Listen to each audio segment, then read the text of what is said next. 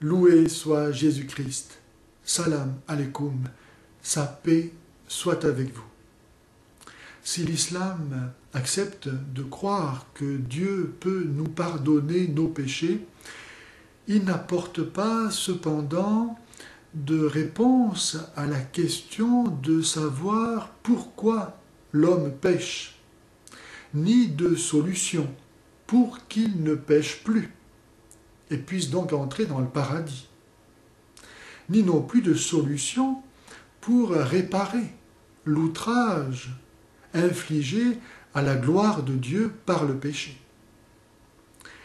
Dans le christianisme, non seulement Dieu nous pardonne en vertu des mérites de Jésus-Christ, qui a librement, volontairement accepté, tout innocent qu'il était, de souffrir tout le mal qu'on lui a fait et que nous lui faisons toujours, pour pouvoir le pardonner, en le plongeant avec lui dans la mort afin de le détruire.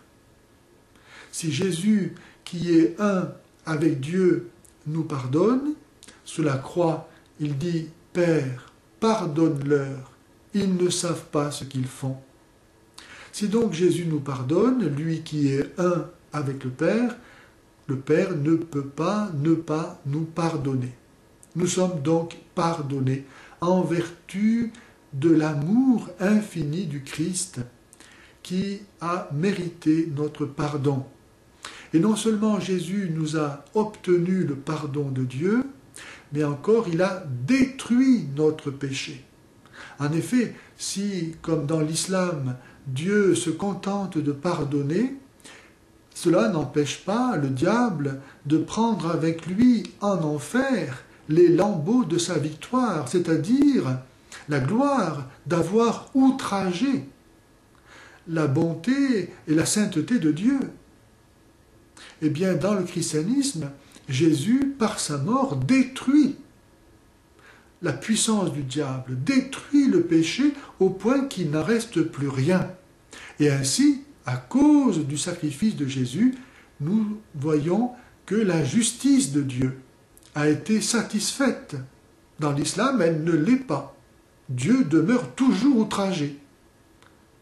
Aucune satisfaction ne lui est offerte pour pouvoir réparer l'outrage qui lui a été infligé. Et non seulement ça, mais on ne voit pas pourquoi et comment les hommes seulement pardonnés pourraient entrer dans l'éternité bienheureuse. Car si l'homme pêche, c'est qu'il porte en lui la source du péché. Il ne suffit donc pas de pardonner pour ne plus pécher.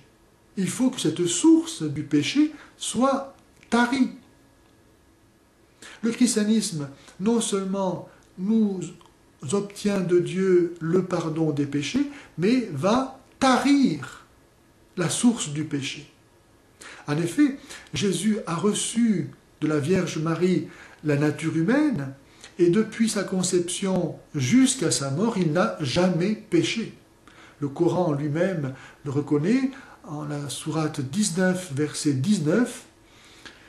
Jésus n'ayant jamais péché, depuis sa conception jusqu'à sa mort, il a ainsi arraché toute l'humanité, dans toute son extension possible, à la puissance du péché.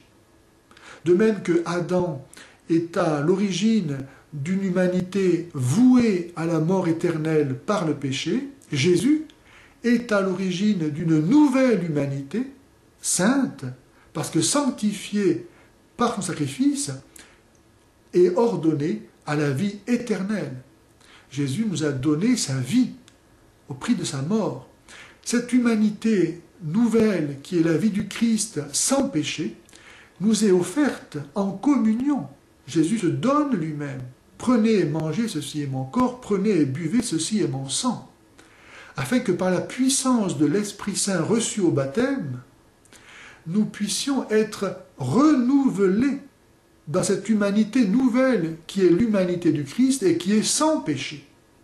Et c'est pourquoi il est absolument nécessaire d'être baptisé pour entrer au ciel, car il faut être libre et pur de tout péché, ce qui implique que nous mourions à cette humanité reçue d'Adam pour renaître à une humanité nouvelle qui est celle que le Christ nous donne par la communion à son esprit dans son Église.